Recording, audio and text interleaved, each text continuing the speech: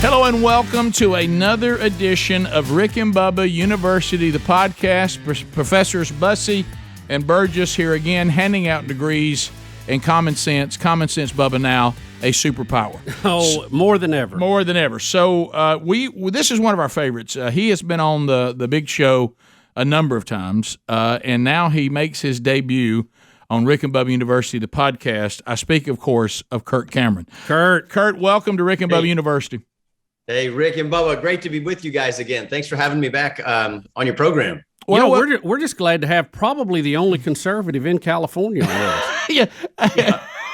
Well, there's a few of us out here, and we need more. So come on. Yeah, I wanted to ask you this. Sometimes, and I saw you. When was it? Maybe was it over the weekend? I saw you getting interviewed by Eric Metaxas. And you were in Nashville at that time, and there was a side of me that thought, well, he finally did it. He's moved his family to the South. He can't take it anymore. But there are a lot of people that are leaving California just because it just is becoming more and more impossible to live there with the overhead and the ever changing world. But is there a call? Do you feel like God's placed on you and your family to stay there as light? Or what's your? Are you just waiting for the moving van? Or is it just too beautiful to leave? Which one? I was going to say, I don't know. It might just be the beach and the weather and the no bugs and the mountains. Yeah. It is beautiful here in California. God made California, but he didn't make the bad politics. Right. And we have thoughts of going to other places.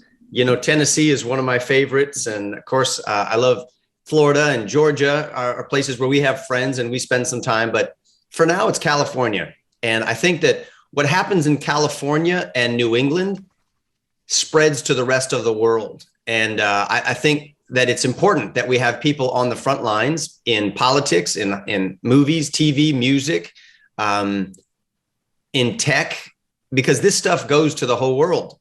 And if we're all hunkering down in one spot where it appears to be safe, I think we eventually find out that it's really not. You got to attack things head on. And so I'm trying to stay in the media industry and make projects that are going to shine a big light in the darkness. Yeah, it's similar to, we've had a number of people, over time, Bubba, I know you have personally, I have personally, and together as a team that said, look, you guys are, you're followers of Christ. You're very open about that. Why keep dealing with that juggling act of being in secular entertainment? It'd be so much easier if you just went over into only Christian platforms. You wouldn't have to worry about certain topics, certain sponsors, and making those decisions all the time and walking that tight line that Christ called us to, in the world but not of the world. But really the same reason, right, Bubba? I mean, if we abandon, secular radio and these secular entertainment platforms and just give them up, I don't think that's the call. Now, I think every person has to follow their individual call. Sometimes we make a mistake of trying to force our call on somebody else.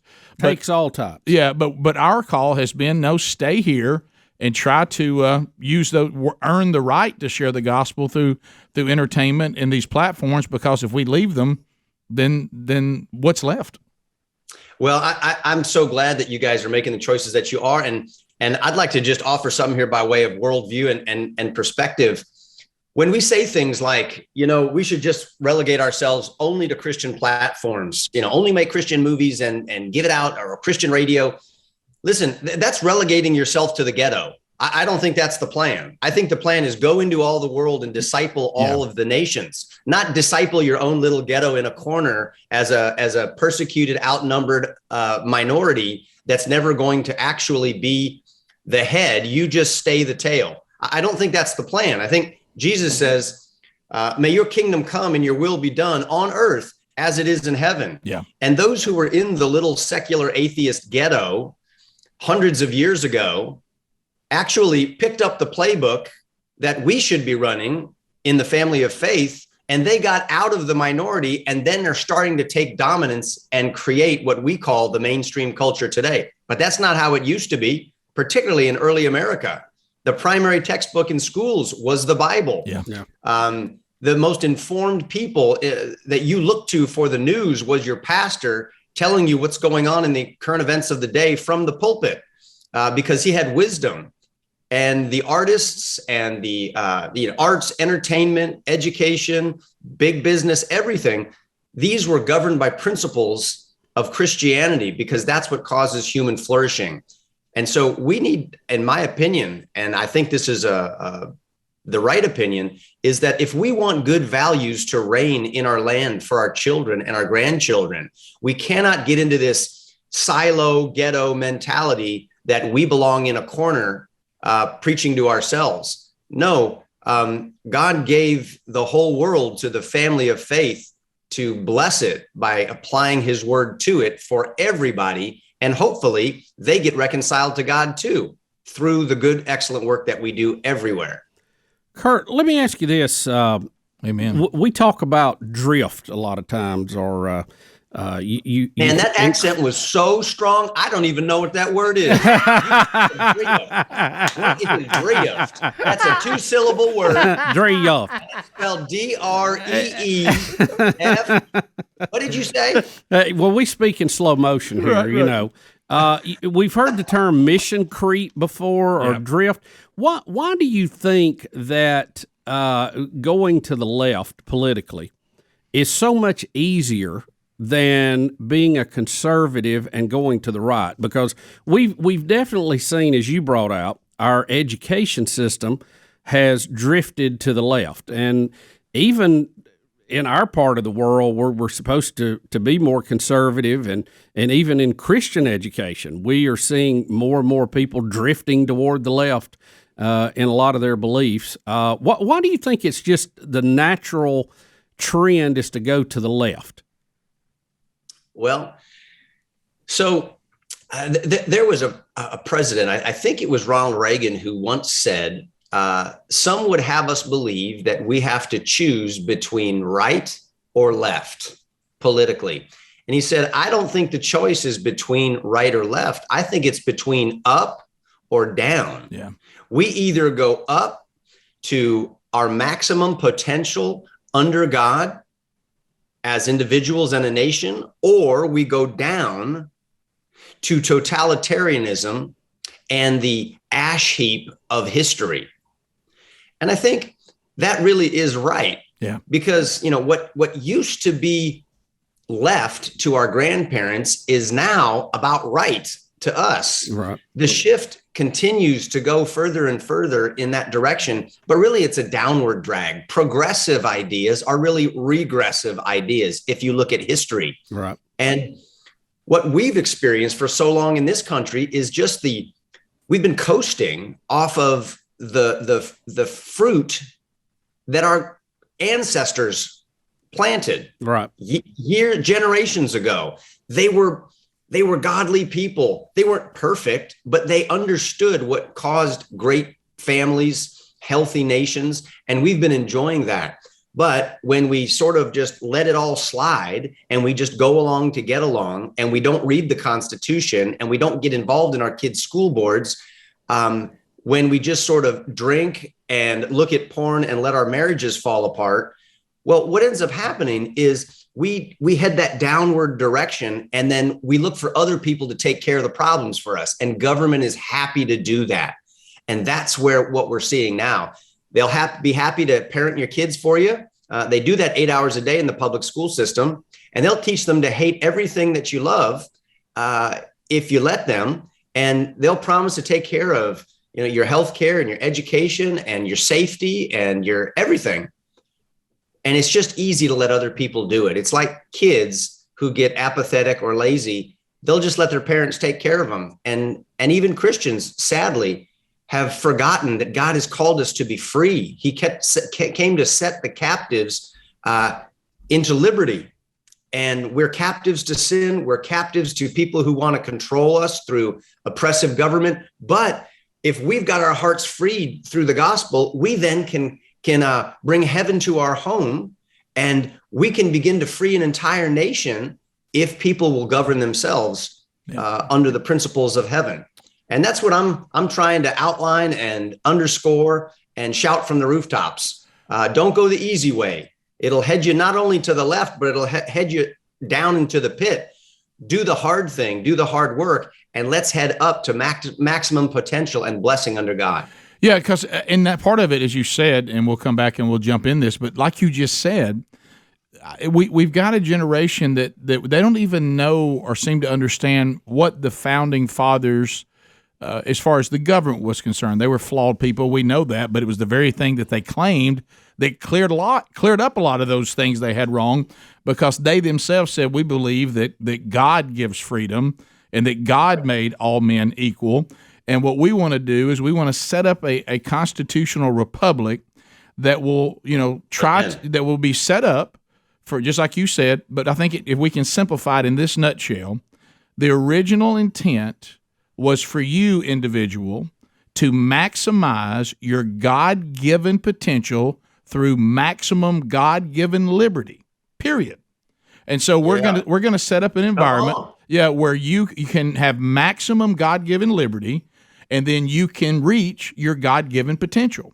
And I think we've allowed it to be, defined much more complicated than that. But that doesn't mean everybody's going to get to the same place at the same time. Same opportunities. So thus it can't be fair. Yeah, I mean, that's the big catch now. Got to be fair. We say that we say this a lot on the show about what's most misunderstood, I think, for people who tend to be, as you pointed out perfectly, poorly named progressive, because there's nothing progressive about it, is that the civil rights movement in this country, the slavery problems in this country, those would not have been resolved if they couldn't, if Dr. King and of course Abraham Lincoln couldn't have pointed to the hypocrisy that we claimed about ourselves that we weren't fulfilling. What if the country would have said, well, we never said that. We never said all men were created equal. We never said you should be given maximum liberty to reach your God-given potential. But don't bring that. Don't redress us about that. We never said that. It was those very principles that even solved the very problems we had.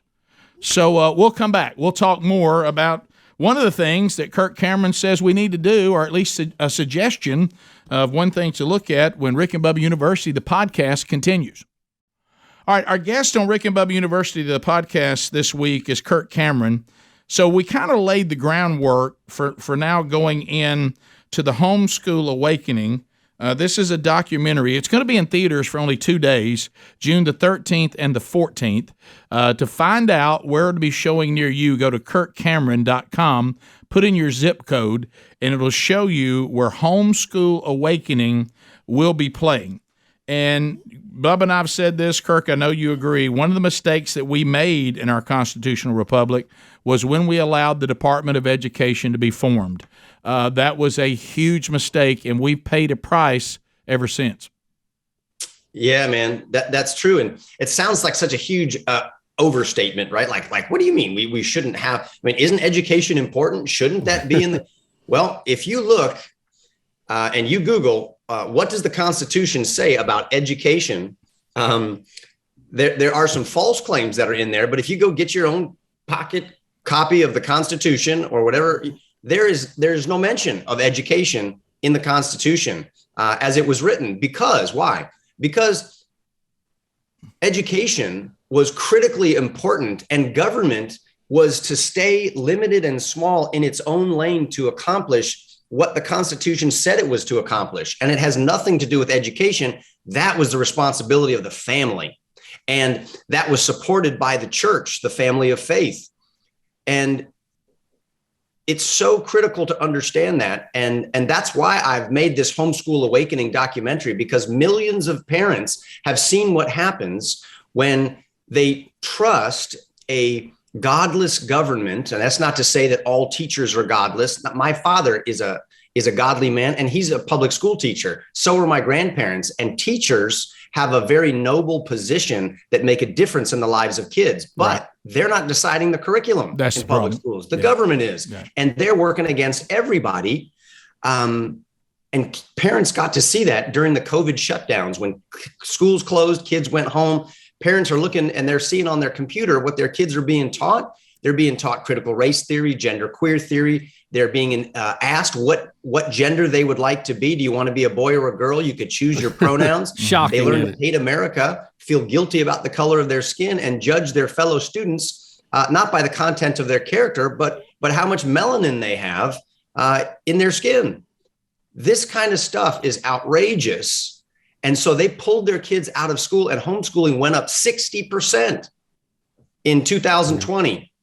And parents are discovering that there is a whole new world of freedom, of flexibility, and ability to pass on your faith in a way that works for your family.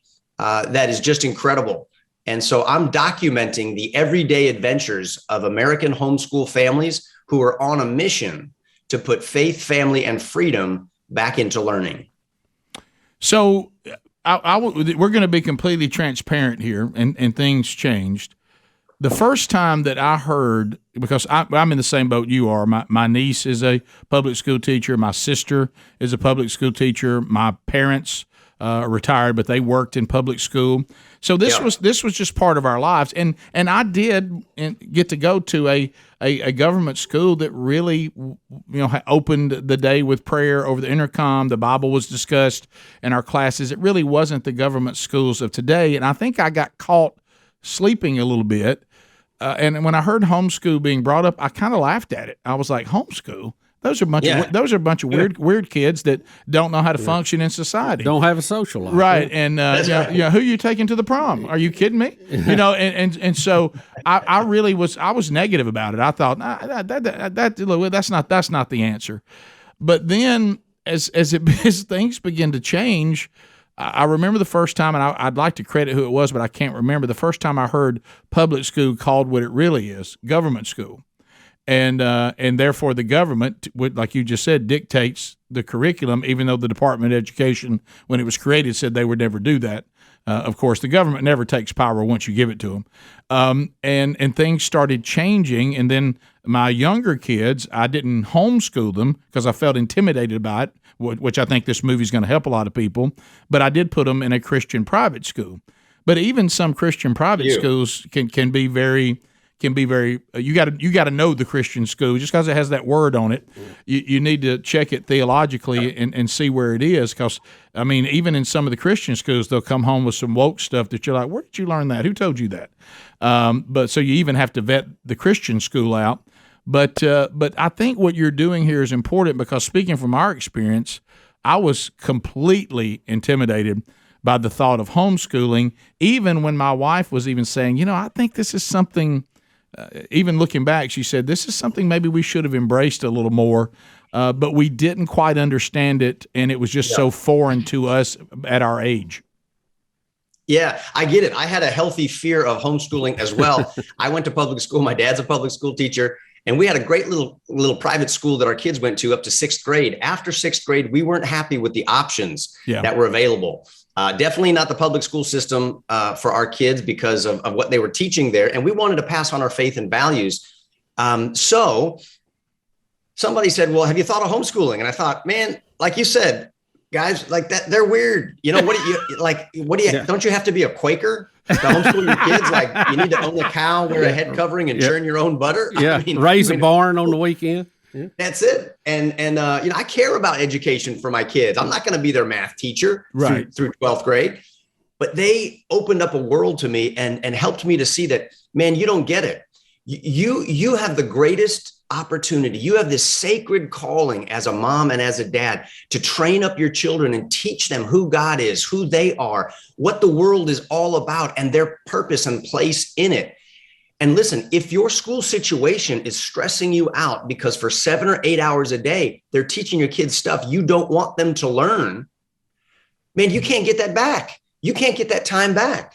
And homeschooling is not about bringing the school into your house and you becoming the librarian.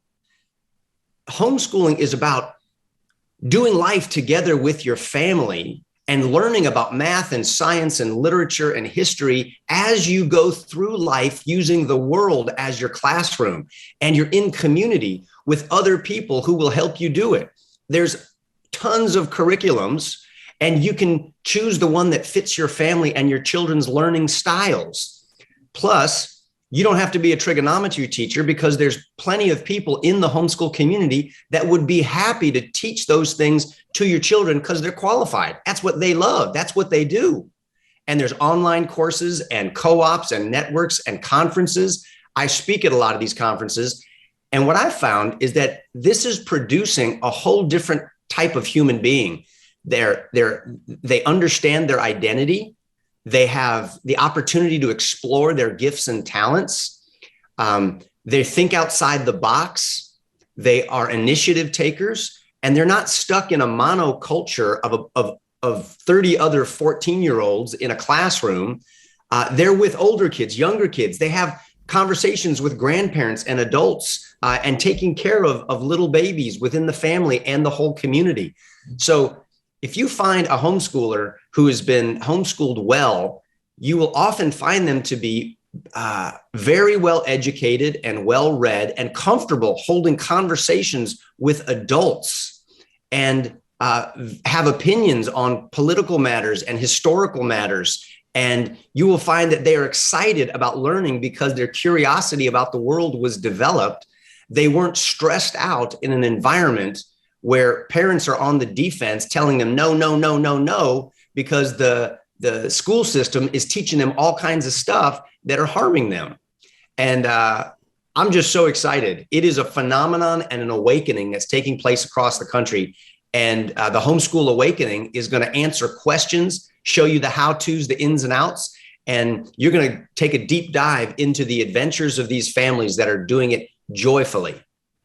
Kurt, you make it sound so good, and you make great points, but the government school folks are not as fired up about it as you are. It's taken do you know how much money? Now listen, again, hear me. God bless teachers. Yeah. Teachers are important. Yeah. We all need them, and they make a difference in children's lives. No doubt. However, talk to a public school teacher and ask them if they are grieved in their heart when they want to teach their children about God and pray with them or inspire them in ways that lead toward their health and teach them common sense things about sexuality and gender and about this blessed country that we have. They will tell you, man, we can't talk about any of that stuff. In fact, we have to talk about things we don't want to talk about. So I'm sorry, what was your question? Let's take a break right here because I want to come back. We're talking about the pushback because why aren't they excited? Yeah, we had just interviewed you on the big show. We mainly talked about men's ministry because you're going to be speaking at the Gridiron Men's Conference Father's Day weekend in our home state up in Huntsville, Alabama. And so we didn't get this talking about the Homeschool Awakening to the end of the interview, which is why we're spending more time on it here in the podcast. And after we had that interview with you, we started seeing articles coming out, and I was like, Kirk has found himself. He's poked the alligator. Not everybody is fired up about the Homeschool Awakening. So we'll talk about that when we come back. About why when we come back. Yeah, we'll talk about it on Rick and Bubba University, the podcast. All right, let's talk about life insurance. Bubba, you and I, 57, 58. We bought life insurance. We went term. We just want our family to get money if we were to die young. Well, you and I have messed up because we did not die young. We won that bet, Rick. We did. And that's good, but now it's bad. So now everybody says, oh, you want to continue to have life insurance? Well. But listen, I've got great news. Let's simplify this. It's called Ladder, Ladder, ladderlife.com/Rick Bubba. Go there, Ladder. 100% digital, no doctors, no needles, no paperwork. And listen to this number. When you apply for $3 million in coverage or less, you just answer a few questions about your health in an application. You got a few minutes on the phone or a laptop to apply. And then Ladder uses those algorithms to work in real time, and they'll find out whether you're instantly approved. There you go. No hidden fees. You can cancel anytime you want. Get a full refund if you change your mind in the first 30 days. And remember, we're talking about simplifying it. If I pass away before my spouse and my children, what do they get? and that we're not dealing with this whole life and all this. So we're talking about here's the check that goes to your family if you pass before them. And their policies are issued by insurers with long proven histories of paying claims. They're rated A and A+ by AM Best, 4.8 out of 5 stars on Trustpilot, and they've got tons of customers that have rated them. So why don't you go now? And because Bubba and I can tell you, the older you get, the more it costs. Oh, yeah. So you need to go now, ladderlife.com/Rick Bubba. That's ladderlife.com/Rick Bubba. Kirk Cameron is our guest on this edition of Rick and Bubba University, the podcast. All right, so Kirk, we were talking about the Homeschool Awakening. It's going to be in theaters coming up on June the 13th and the 14th. Find out where it's going to be near you, kirkcameron.com. Put in the zip code and then go see it, because a lot of questions that we may not get to today are going to be answered. But when we went to this break, you have been getting a little pushback on your little Homeschool Awakening. Some people, a little. Yeah, some people don't like it. I feel like I whacked a hornet's nest with a baseball bat, and they've been chasing me for the last week and a half. Right. Yeah. So tell us what's happening. What's the pushback? Well, we've been talking about this Homeschool Awakening, and I was pointing out that for many good families who have their kids in public school, for many good teachers who are trying to shine the light to these kids in an increasingly secularized system, public education system today has become public enemy number one. And they didn't like that. And so MSNBC and Twitter and everybody else, they've been kind of going nuts about this, thinking that somehow homeschoolers are anti-education. And they're not. These are just parents who have woken up, and they're saying, not with my kids. You're not going to do that. And the pandemic shined a spotlight on what their kids were learning, and they want something better for them. And so I said, look, you need to understand that you're not stuck. You have hope and you have options. And I want to show you through the Homeschool Awakening. I think the reason that people have gotten upset about the homeschool movement, number one, if you follow the money, you usually find out some of the answers, right? Yeah, sure. And, the schools get money for kids in those schools. And so if you pull children out of the public school system, they lose money. And so much of this is about, the teachers' unions are not getting as much money when you have millions of families pulling their children out of public school, which is, I'm sorry to say, we need to do that. I know that may sound like a crazy overreaction, but it's not. Look, we document stories within the Homeschool Awakening, where, for instance, one mom was going to a meeting at the school because they were passing a bill that would notify parents when sexually explicit material was going to be given to their children in school. She thought this was a no-brainer. And when they started to give examples of what they wanted to notify the parents about, they stopped the meeting, and the judge ordered everyone under 18 years old to leave the room because it was so explicit. Wow. This is the stuff they were teaching the kids. They can't even talk about it. Huh? They couldn't, in the meeting. And then the teachers and the union representatives schooled the parents and said, y'all sit down.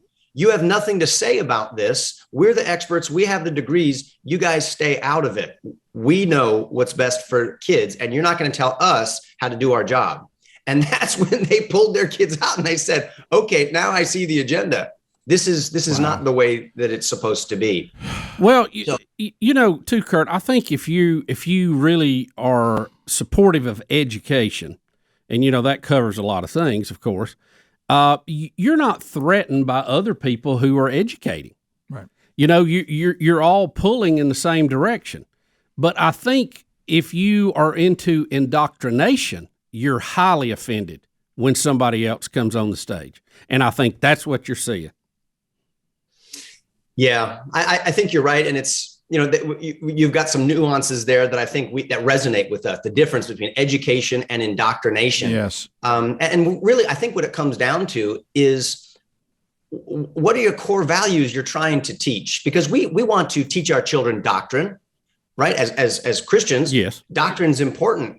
And so indoctrination, education, it really comes down to, are you gonna be a parent of your children or not?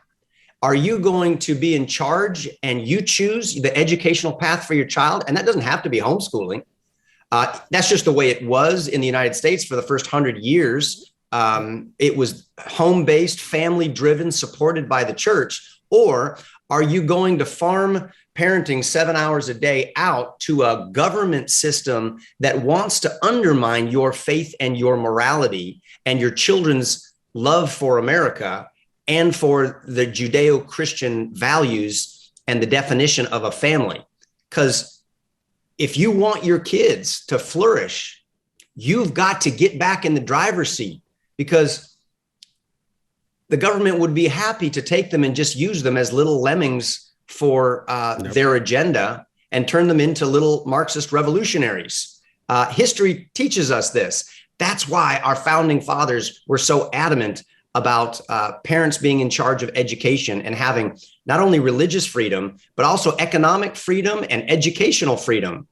And that's what a lot of parents are discovering that they can do. Now, listen, there are great online programs. There are great universities that do share your values, and even some public schools that are still able to do that. But I don't think they're going to be able to for long. They're making a full court press to take complete control over all the mountains of culture, business, tech, healthcare, education. They're even shutting down our churches, right? Yep. And they're separating parents from their children on important topics like their gender and sexuality. And it's really, really at a critical point in our nation's history right now. And if we want things to move in the right direction, we have got to wake up. We have got to stand up, speak up, and we need to be in charge of our children's futures. And whoever writes the textbooks for your kids' education has got them for the future and will determine where we go as a country. So talk with other people, educate yourself about the options that are out there. And I think the Homeschool Awakening will start pointing you in the right direction. No, you think about two things. I think it was Paul Washer. I saw this statement this week, and he was talking about this topic. And he said, you've got to just use common sense. Let's just take a normal week. Do you really think that you're going to give the government your child for 40 hours and then hope you can combat that by going to church on Sunday and your kid go paint and color a picture of Noah's Ark? That's right. And it said, how in the world, there's got to be more of the point of view that you think is best than giving them 40 hours, and then you take your kid to church and the kid might be there for 2 hours, maybe, and in that period of time, the kid might color a picture of Noah's Ark and hear a Bible story. So can you really combat that? And then the other is what you said. We did the stories, Bubba, on the Big Show. Yeah. So we will not let a teacher in a government school tell your child about the Christian faith, but we will let them tell your child about their sex life, their dating life, and help your child work out its sexuality. I mean, if that alone doesn't make you go, what? That just doesn't seem right. Yeah. Well, and not only that, they don't want you to talk about religion there, but they have a very strong religious viewpoint that they're pushing toward your children. And that viewpoint is God does not exist. That's a figment of your imagination. If you want religion to make you feel good, that's fine, but that's not part of science. Incorrect. No, you just failed the most important test, and you're actually teaching your children in your classroom to be just as blind as you are. The fundamental foundation of science, of knowledge, is that there is a God in heaven who created us, and he made everything that is here. And without a knowledge of God, you have no wisdom. You don't have the ability. You're disqualified from educating children about the most important thing, which is to know God, love God with all your heart, and love your neighbor as yourself. So, man, it's just about, we need to run the plays that God's given us in Deuteronomy chapter 6. Know God, love God, teach these things diligently to your children when they rise up, when they walk along the way, when they go to sleep at night, and when they get up in the morning. Well, the government schools are doing that for us. And when they rise up, when they walk along the down the hallway, in to their classroom, and when they have all their homework for the rest of the night, and they'll do it again the next morning for 40 hours a week, like you said, why not consider what could happen if we began creating our own schools and we began working together, taking back our children, investing all that time in them to disciple them 40 hours a week, together with other families who would be happy to help you. They want their kids around your kids. You want your kids around their kids because you're like-minded. And that's what the Homeschool Awakening demonstrates, is that there is freedom in education. There is flexibility in education. It is fun. There are kids who've got their pilot's license at 14 years old. There are families who are actually starting their own businesses, and the kids are part of that business. And they have interests and stuff that they're passionate about, and they learn how to incorporate math, and they learn about the history of those things that they're interested in, and they're reading books. Reading, writing, arithmetic is involved in them pursuing their passions, and they learn in a holistic, organic kind of way with the whole world as their classroom. Doesn't that just sound right? Doesn't that just sound natural, rather than being stressed out, looking at pornography on their phone in the bathroom while they're cramming for a test, trying not to embarrass themselves in front of their friends, hating school, not to mention losing their faith. So the Homeschool Awakening, I just think is it's documenting a great awakening that is taking place, and it's being led by parents. So go check out what they're doing. Yeah. And if you're homeschooling, this is a movie about you. Yeah. Right. Well, we have a few more questions when we wrap up, because the couple specifics, and I know if they're in the movie, you can say, hey, Rick, that's in the movie. But I want to ask you to address a couple things when we come back. When Rick and Bubba University, the podcast continues. All right, Bubba, Tommy John.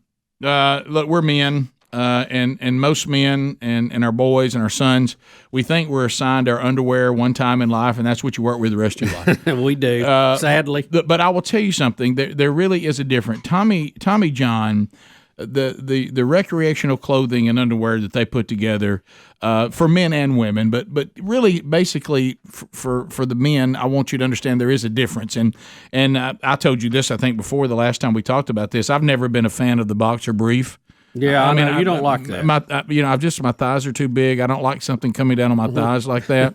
I feel like I've got two pair of pants on.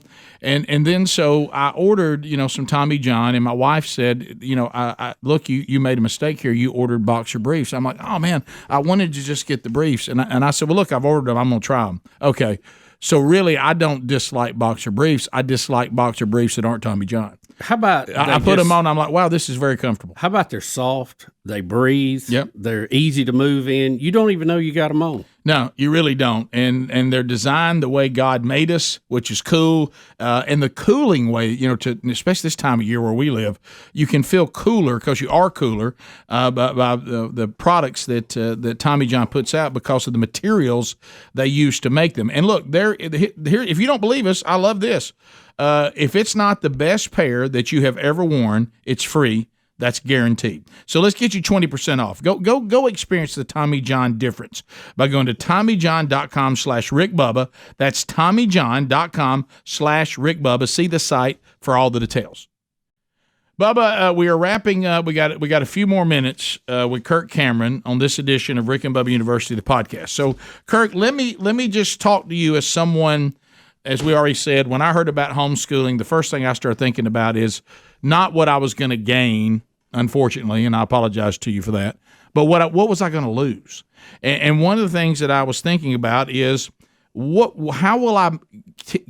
will we socialize with other people, with my kids, so that they can learn to be socially appropriate? And also the other thing, is this goodbye to sports for me? Can my kids not participate in organized sports anymore? If those things are covered, and I'm sure they are, in the movie, and you're saying, Rick, just tell people to go see the movie, or can you at least address those two things a little bit right now? Yeah, sure. Love to. So yes, some of these things are, and more things than just those two, are addressed in the movie. Let's pick which one we want to talk about first. Sports. The first thing you asked was about socializing the kids. Yeah. Listen.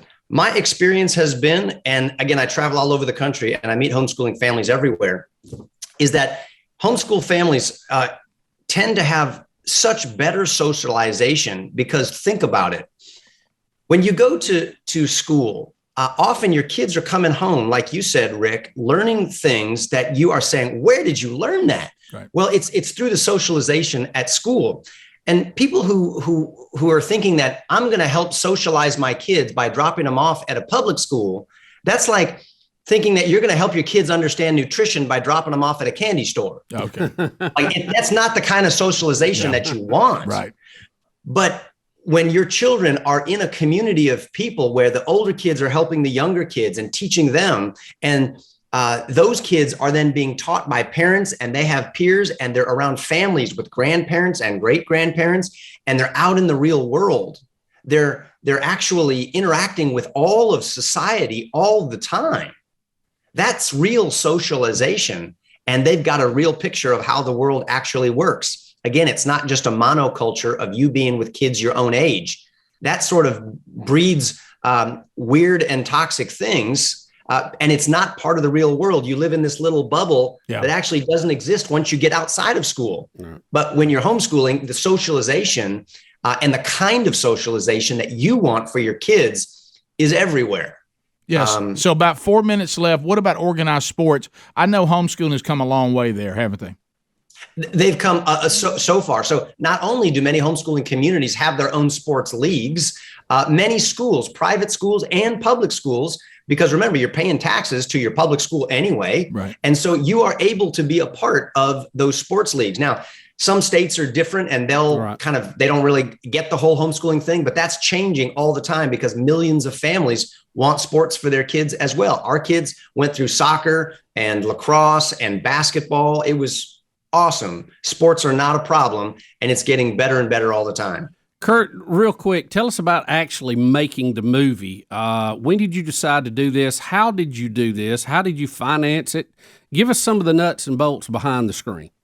Well, I love acting in films, but I really love making movies that I think are important. And so I actually partnered up with the Trinity Broadcast Network. I've got a talk show there that I do every Monday night called Takeaways.